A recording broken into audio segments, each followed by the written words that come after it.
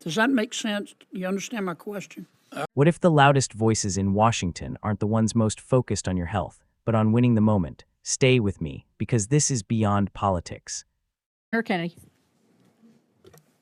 Thank you, Madam Chair. Mr. Secretary, one of the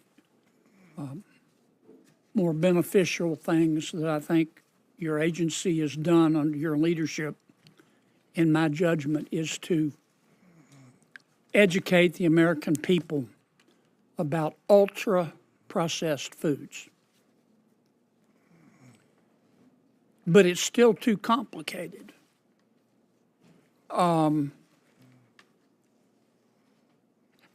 How can your department go about uncomplicating it? I mean, the American people are busy.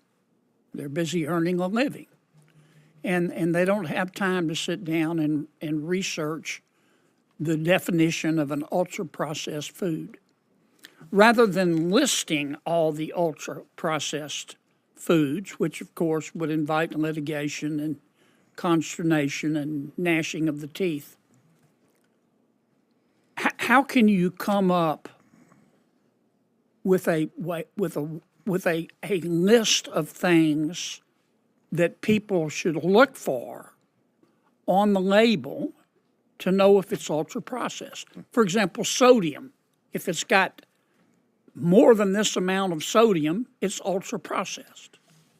Does that make sense? Do you understand my question? I think it's not only a question of I understand, but it's a question that my agency's put a lot of thought into. There has been no workable definition of ultra-processed food before we came in here. That's regulatory malpractice. We now There has or hasn't? There has not, never. Well, why don't you do it? If, with respect, why don't you do it? We already did it. So our regulations are now, we've developed the definition within our agency. It's now, before the rule gets finalized, it's in the interagency process. There are other agencies that have equities like USDA, Department of Commerce, OMB. They have to review our proposal and then approve it. And I would say, Senator, in the meantime, people should eat real food. So, Bobby, let me stop you because I'm going to run out of time. Look, here's the problem, and I commend you for what you've done. But the American people don't have time to sit down and read a rule or regulation by the federal government.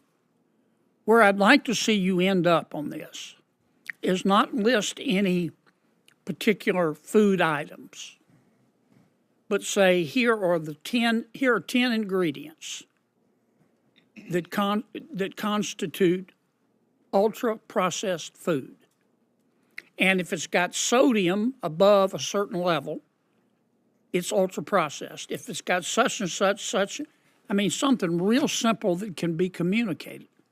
Does that make sense? It makes a lot of sense, and we're doing exactly that. Once we get that definition of ultra-processed food, then we're going to go to mandatory front-of-package labeling. And it will be a very simple label, something like they use across Latin America very, very successfully: red light, green light, yellow light. And so people will be able to see the green light, and that's food that's good for you. And if they do the red light, don't eat it. If it's the yellow light, if it's late at night and, you're watching the football game, maybe you can. Okay, let me stop you. I like the way you're headed. I'm sorry, but my time's limited. Please continue with that. It will be enormously beneficial to the American people. Your agency, across all the sub-agencies, grants a lot of grants.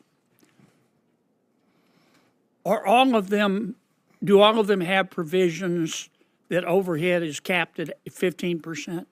Well, those would be the grants to the universities. No, your department issues a lot of grants. Yeah. And the agencies under your department. Do all of them contain the 15% cap? They will contain a 15% cap. Okay. Finally, this is a question for CMS. Dr. Oz isn't here. An executive order was issued some time ago that says every hospital has to publish conspicuously a list of 30 main procedures and the cost. Most of the hospitals haven't done that. Those that have done it, you have to click 27.3 times in order to find it on their website. Only 27 hospitals have been fined for not doing it. Why aren't we doing more? The hospitals are The ignoring it. regulation was passed during the last days of the Trump administration. It was not enforced during the Biden administration. We now have promulgated final regulations. They're already promulgated. That requires the hospitals not only to post, but to certify. So they're legally bound by that. And there are draconian punishments for them. And we've already sent out, I think, 1,000 warning letters. I'm out of time. Thanks, Madam Chair. Thank you, Mr. Secretary. From the perspective of Senator John Kennedy, the recent hearing reveals something deeper than policy disagreements. It exposes a pattern where urgency around public health risks getting tangled in messaging battles. When the conversation shifts from solutions to sound bites, the real issue, protecting Americans, can become secondary. Kennedy's line of questioning reflects a concern that clarity is being sacrificed for narrative, and that's a dangerous trade when lives and well-being are at stake. At its core, this isn't about scoring points. It's about whether the institutions responsible for safeguarding health are being fully transparent and accountable. Public confidence in health guidance depends on consistency, honesty, and a willingness to admit uncertainty. When hearings turn into carefully choreographed exchanges, that trust erodes.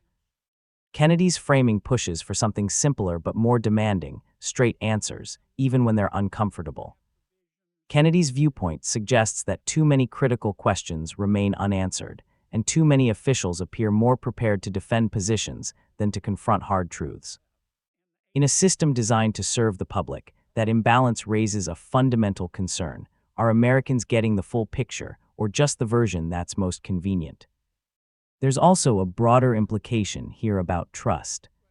Because without that, skepticism grows, and the public is left to navigate complex health decisions without a reliable compass. Ultimately, this moment calls for a reset in priorities.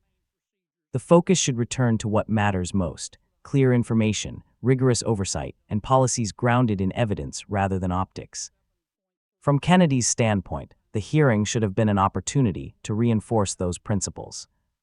Instead, it risks becoming another example of how easily the mission of protecting American health can be overshadowed, unless those in the room choose substance over spectacle. Now the comments are open, let's talk about this.